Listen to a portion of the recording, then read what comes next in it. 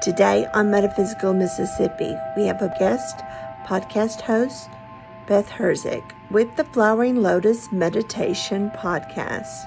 She'll be speaking with Lisa Ernst about an in-person retreat scheduled for August 25th through 27th in Covington, Louisiana.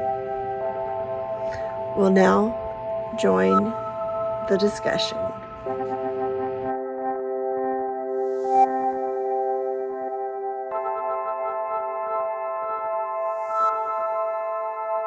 Hello and welcome to the Flowering Lotus podcast. Today I have with me Lisa Ernst. She is a Dharma teacher based in Nashville and a teacher and founder of One Dharma Nashville. And she'll be teaching a retreat with us coming in August in Covington, Louisiana. So we wanted to just have a little chat and talk to her about her retreat, what she's been up to, and what maybe you could expect if you attend the retreat with us. Welcome, Lisa. Thank you. Glad to be here. Thanks so much for agreeing to do this. So I do want to touch on the fact that you just got back from Costa Rica doing a retreat there. How was that? Yeah, it was wonderful. It was really a beautiful place to be. Costa Rica is an amazing place. I mean, just the diversity of wildlife and flora, fauna, just so much to see and so much to experience. And the people there are pretty amazing too, because they're really focused on natural living, sustainability. It's really just an amazing place to go. And we had a lot of meditation as well as adventures. So we really combined a retreat with an exploration of the natural environment. So it was a lot of fun. Great. That sounds like so much fun. And so I know that you're the founder of One Dharma Nashville. Tell us a little bit about how that started and kind of like your journey into becoming a Dharma teacher. Okay, well, I started One Dharma a number of years ago. It was after I had been in the Zen tradition for about 10 years. And so that was my home for a long time. But I started to move away from that particular tradition because I had become more interested in practicing in the insight tradition and learning more about really deep dive into the Brahma Viharas with metta, compassion, sympathetic joy, equanimity. And there was just more emphasis there. So I started switching over to that. And then I realized that I still wanted someplace to sit. And so I founded One Dharma. And it was initially just a handful of my friends and I sitting together. And then it started to grow and started to get more people in the community. And we just kind of went from there. After several years, we started offering residential retreats, and we continue to offer, specifically through One Dharma, a couple of those a year. We have some classes, day-longs. A number of other people now that I've trained are also teaching. So it's not just me anymore. So that's good. So we're pretty engaged in the community in that way. And so you have a physical space, but then like post-pandemic, if you want to call it that, you're still doing online meetings as well? Yes, especially our Monday night. That's kind of our main night. And that's the night that I normally teach at. And so we have a hybrid, as many organizations experienced during COVID, started to get people from outside of the local community. And so when we went back in person, we certainly wanted to maintain, those members and to keep the community intact in that way. And so we did start offering hybrid for Monday. And the others we have with some other instructors and facilitators, we have some local meetings that are strictly in person because, some people just really love that in-person container. So we really try to offer a variety of options for people. And then if I do a half day or a day long, I usually will do a hybrid too, where people can come both in person and online. I love that. I feel like the pandemic taught us so much about like technology and the ways that we can practice. And I feel like for Flowering Lotus, it seems to me like we have like a half and half. So we have people that are into online, and then we have people that are like, I'll never do online, and they just want to come in person. And I think both are great. And so I've been to your Monday night meeting, but like, if no one's ever been to it, tell us a little bit like how people could come online, and then what does that feel like in the space of the meeting, like your meeting setup? Because I feel like people might want to check you out, come listen to a Dharma talk, and really learn who you are as a teacher before they sign up for the retreat. So can you tell us a little bit about that?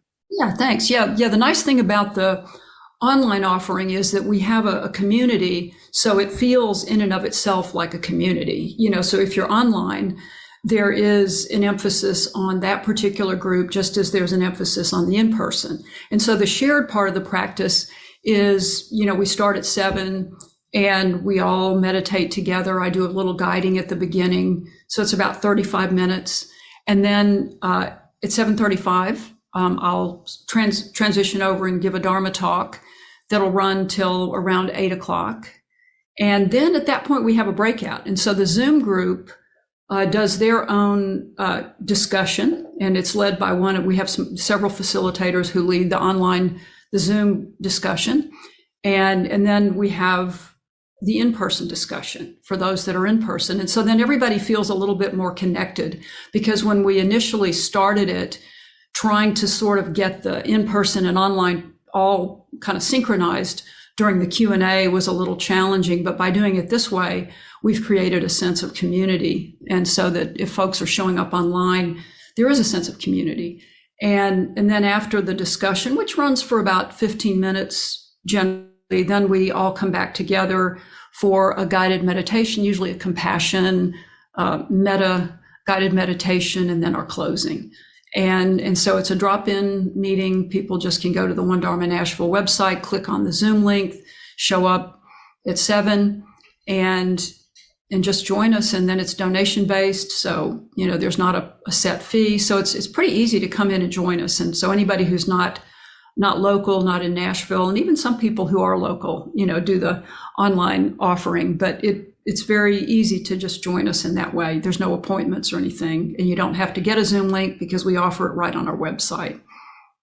Yes, it's so accessible. And then it's definitely great the way you're creating that community, because and separating them out at the end of the meeting, because that has been what I've noticed when people try to do both, is there's just, a lag, and it's not as doesn't flow as naturally. So very great idea. I've been a part of it, and it makes so much sense. And also, just to say that the sharing is optional, so you don't have to share if you don't want to. I think so. Exactly. Always. I think some people get a little bit scared about that. I agree, and it's always optional. Yes, no pressure there. That's right.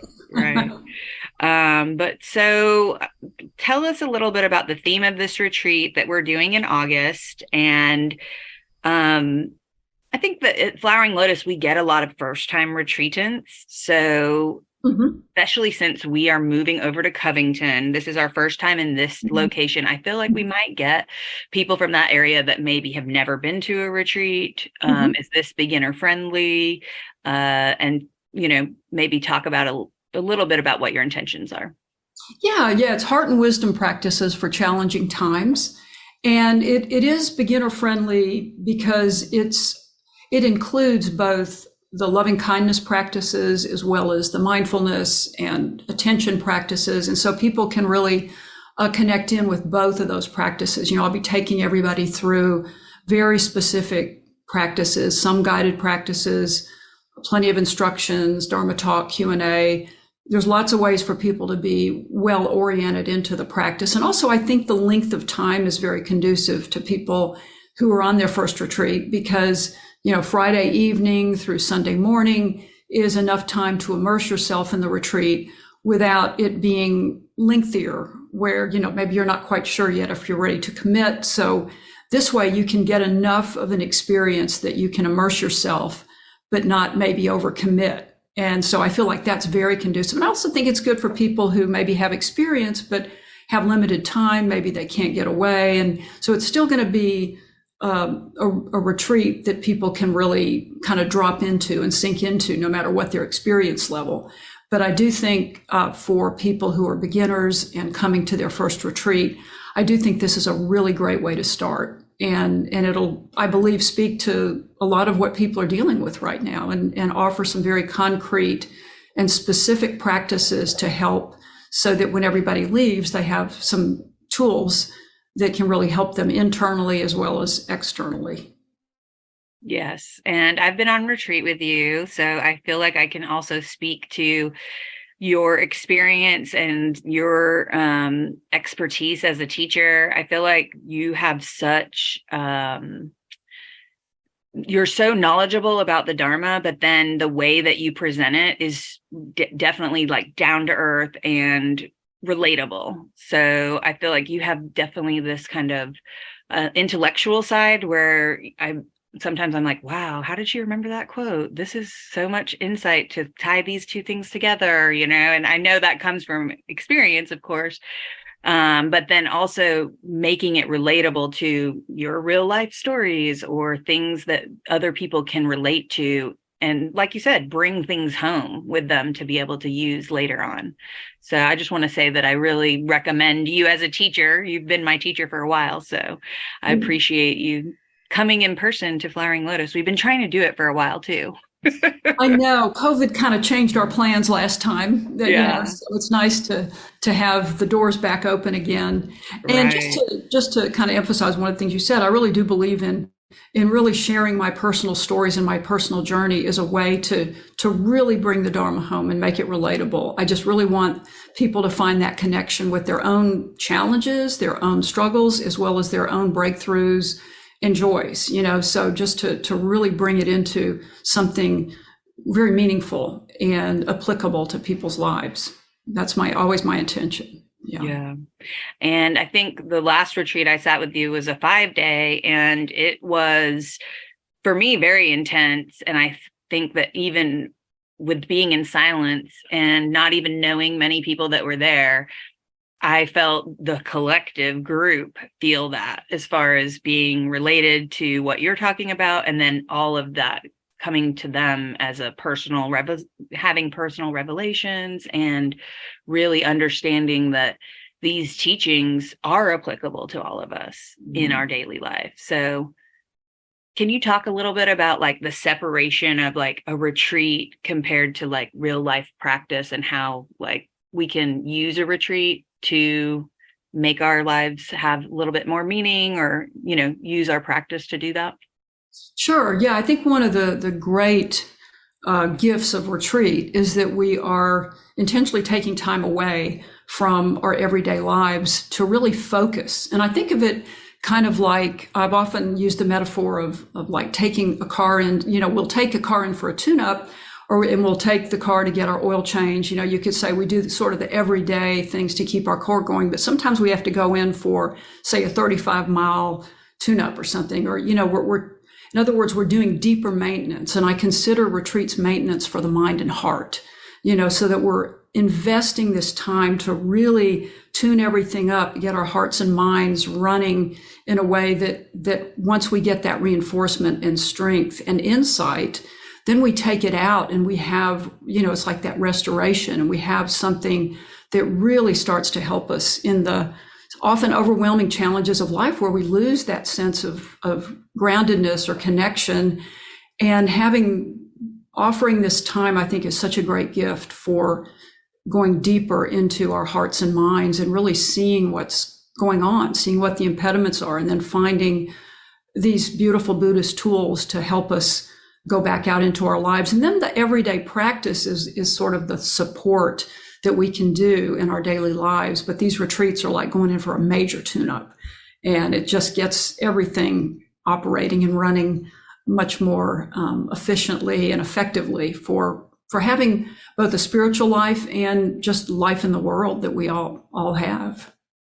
Thank you for that. I agree totally. When I first started coming to retreats, I was very overly busy, and some would say I'm still overly busy, but definitely so busy in the busyness of life that I really never took the time to have a contemplative practice, or I never really realized how soothing and necessary it is to slow down and really stop everything and have that perspective of looking at, okay, well, what is even happening? So I think I really used to be very stuck in like the tasks of life and not really looking at the bigger picture of things. So that's one thing that definitely Buddhist practice has helped me to understand a little bit more and try to practice in my daily life. So I appreciate you saying that for sure. I think that loving kindness and really the heart opening practices have been so helpful to me. Definitely. What's some of the practices that you feel like you resonate with the most? I know you mentioned the Brahma Viharas. Are there others that you feel like you'll maybe be teaching at this retreat or?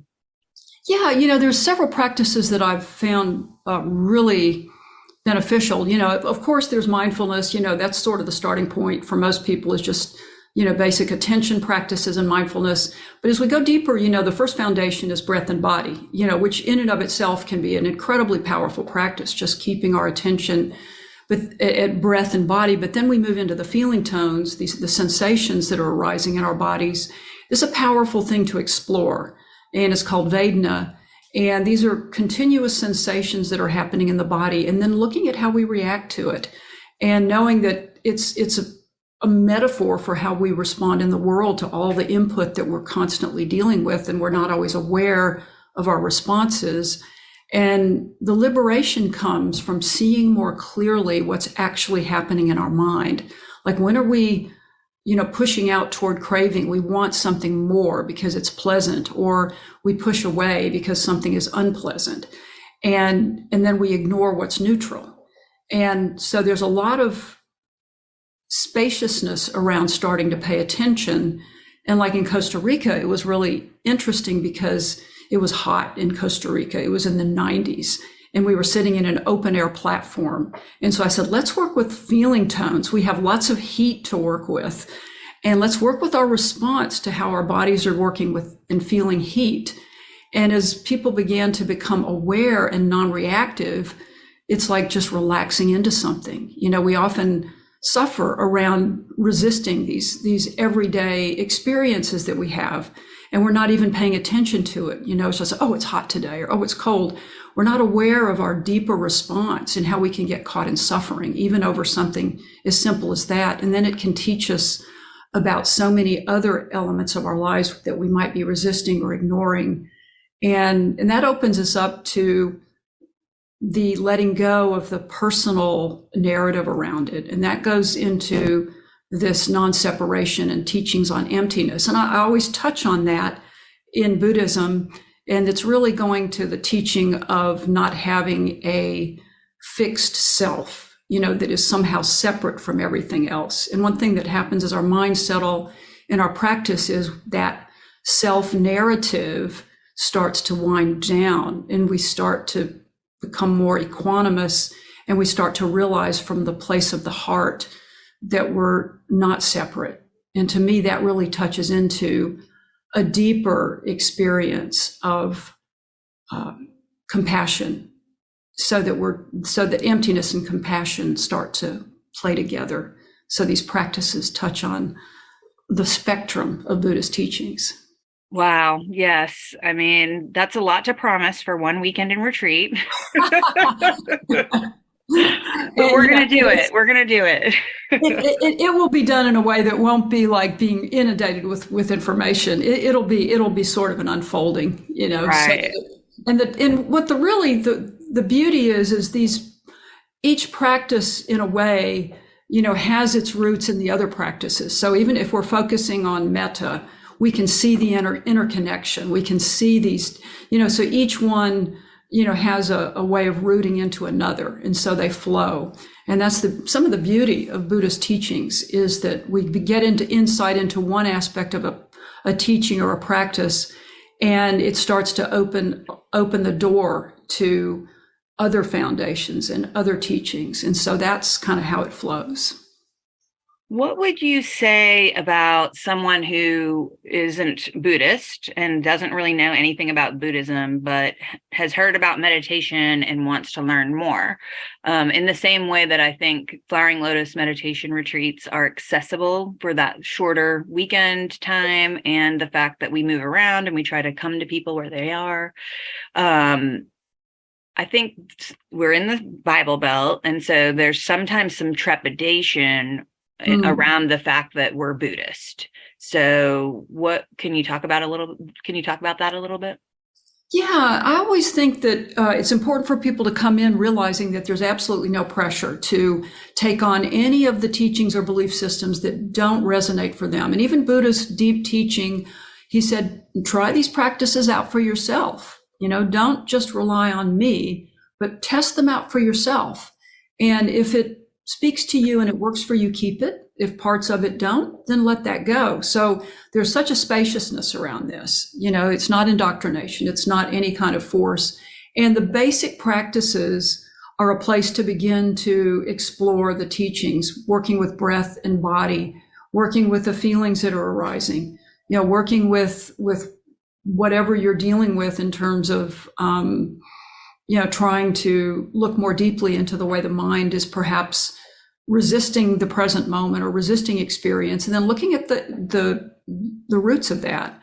And so I think when we begin to do that, there's just spaciousness that doesn't feel like it's a religion as much as it is a way of finding freedom from suffering, even in little ways or bigger ways, so that anybody coming in and just trying it out, I think will really feel that it's a welcoming space for people of any background, that just want to experience mindfulness, meditation, compassion, self-compassion, compassion for other.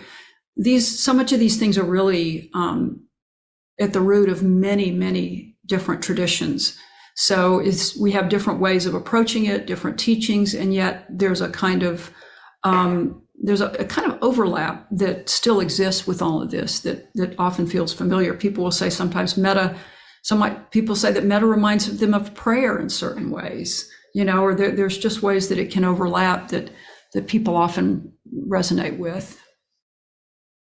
Great. Yes, I agree totally. So, I wanted to kind of let you in. I'm not sure if I've told you this yet, but one great thing about the fact that we have your retreat on our website, and the whole schedule is listed. So there's kind of a framework of what we'll be doing, so that if anyone wants to know what a retreat looks like, it's all spelled out on our website. But another great thing is that we have the ability to allow someone to register with a down payment, and then you can pay gradually. So it's not something that you have to pay all at once. And that's an option at checkout. So it makes it so that, if you can choose whatever deposit you want to put down, and then monthly you'll get an email saying, don't forget to pay something on this until the point of the retreat. So that allows for a lot of time right now to be able to pay gradually. And then we have the ability to commute. So if someone is local to Covington, even I feel like Baton Rouge might be a little bit too far, but there's several people that are, living in smaller towns right around there. So the commuting is an option. Yeah. And then I wanted to also share with everyone the type of retreat space that we'll be in is actually used sometimes for weddings. So it's a bunch of different little cabins where each person will be staying, or if you don't have a private room, have a roommate in a cabin. They're all redone. So they really are made to look rustic, but in the pandemic, almost all of them were I think all of them were remodeled and have this kind of like galvanized metal corrugated inside for walls, but it's brand new, so it's kind of made to look like it's more rustic than it is. Brand new, bathrooms in each of them. And there's a pool and a little, actually a huge covered pavilion. So it kind of reminds me of what you were talking about in Costa Rica. Like there's no air because it's all screened in. So we're going to go from 90 in Costa Rica to 90 in Mississippi now. Hopefully it won't be that hot, but Mississippi in August is not going to be it's not going to be cool. I know that much. Probably not going to be cool. Yeah. Is there an indoor meditation space? And there's an indoor. Okay, so there is an air conditioned space, so people don't have to sit outside and sweat. Yeah. Okay, good. So I kind of imagine the pavilion. It could be a great place for like group walking meditation that we did at the last retreat. Just being outside and doing. It's really big. And then there's I feel like then there's a separate meditation hall, what we'll call the meditation hall, and then there's a separate dining hall. So it's a lot of different buildings on this area. So definitely some areas for walking meditation in grass, and I think it's going to be neat. It's going to be a different setting for sure. Yeah. Sort of like Southern Dharma, except for not the beautiful vistas off the mountain, but as far as having lots of little different buildings, it reminds me of that a little bit. Yeah, right. Different places to be. And that one thing we hadn't mentioned, but I do think it's important. The walking meditation, such a great practice and such a part. I do put emphasis on that, and it can be a very grounding, soothing practice. If people are new to that, there's this practice where we just mindfully walk and really connect to the earth and connect to the present moment. So I feel like that's a very supportive part of the practice too. Definitely. Yeah. I feel like I sometimes have an aversion to walking meditation. And so I really enjoyed doing it in a group when we did that at the last retreat I went to with you, because I feel like it made it more of a connection between everyone, even though we weren't really talking to each other, you know? Right. Yeah. The Thich Nhat Hanh, it's kind of a Thich Nhat Hanh walking meditation. And I do that at every retreat. And most everybody that has feedback will say they love the sense of connection with the group walking together. Mm-hmm. Yeah. That it really helps them to click into that walking practice. Yeah. Great. Well, do you have any questions for me about this retreat or about Flowering Lotus? Gosh. I can't think of anything. I'll just say I really appreciate the mission of Flowering Lotus and how you really emphasize making retreats accessible to everyone. You know, not all retreat centers some of them are quite expensive, and while often scholarships are offered, I do feel like Flowering Lotus has a really, really solid emphasis on this, and I really appreciate that. Yeah, making it. Thank you so much. So, I'm going to end with a random question that I'm pulling from a box. So let's see what we come up with. Let's see. Okay. What lesson took you the longest to unlearn? What lesson took me the longest to unlearn? Wow. That's a good one. You know, just a really loaded personal question at the end. Yeah, right. What took me the longest to unlearn? You know, one of the ones I talk about a lot is, you know, this idea that I had for years of striving to achieve some sense of connection outside myself, that I wasn't quite worthy of any kind of joy just on my own, if that makes any sense. And so I kept thinking that, to me, the lesson that I kept believing was going to resolve it for me was to seek something outside myself that I had to have. And so for a long time, it was like a relationship. And it was something I pursued for so very long, thinking, well, this is what's going to complete me. It'll make me a better person, et cetera, et cetera. And I just kept hitting a wall again and again and again. And I kept suffering. And it didn't work. It's almost as if the very effort to fulfill something was keeping me from happiness. Like there's a quote somebody said, that it's the thing that you think will make you happy is what's making you unhappy. It's that one thing that we think we must have out there somewhere or in here somewhere, that's where the happiness will be. So it's always over the horizon. And so it was only when I let go of that idea, that belief system, that I actually started to find happiness where I was. doesn't mean that connection isn't important. It is, but finding that fulfillment right where I was like something that was a revelation to me, because I just kept thinking, no, it's not possible. And the Dharma helped me with so much with that, just through the practice and the sitting. And then I felt like once I saw that, I've been far more capable of connecting in a more authentic way, not looking for that feedback or fulfillment outside or that acceptance. That made such a huge difference in my life. Wow. Thank you for that gem of wisdom, for sure. I appreciate you so much sharing that with us. And I want to say thank you for agreeing to teach with us in August. And if people can't make it to your Monday night meeting, I know you have a SoundCloud, and we could listen to some of your Dharma talks there as well. Is that the best place for people to kind of do their own little research about your teaching style and get to listen to a Dharma talk from you? Yeah, definitely. The Monday night? Yeah, SoundCloud, Lisa Ernst Meditation. I tried to, unfortunately at this point, there's a lot of Lisa Ernsts on SoundCloud. Probably the thing to do is just go to my website, lisaernstmeditation.com, and there will be a listing for SoundCloud. It'll show you in the resources section, and then you can just go there, and there's lots of Dharma talks. So I put them up. I'm adding them regularly. So that is a good way to connect with my teaching style. Yeah. Great. Well, I'm glad that we have so many ways to connect with you before August, and I can't wait to retreat with you in Covington, Louisiana, coming up. And just to let our listeners know, that is about an hour from New Orleans. So if you flew into the New Orleans airport, we have lots of Sangha members and lots of people coming from New Orleans. So even if you were to fly into New Orleans and not rent a car, we can get you to the retreat center. So we do ride shares, and we try to make it very helpful and accessible in that way. If you reach out and let us know that we need to pick you up at the airport and get you to the retreat center, we will, and we will get you back to the airport or wherever you're going after. So we really want to try to make it so that anyone who wants to come can.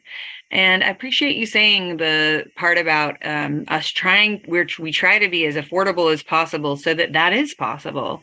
Flying in, I just booked some flights that are next month regionally, and it's pretty affordable. Southwest flies into New Orleans, so that's a good option if anyone from outside the area wants to come in. So, and let me mention too that you'll be doing a Dharma talk at Sama Studio. That's going to be on the Thursday night before the retreat, and we'll post more about that coming up, all the details and the times. But offering an opportunity to come sit with you and do a Dharma talk just that Thursday night if they're unable to come to the retreat, or they can do both. So they'll have you both times. But thank you so much for joining me and talking a little bit about this. And I am just so excited to get to be with you in person soon. Me too. Looking forward to it very much. Thank you so much.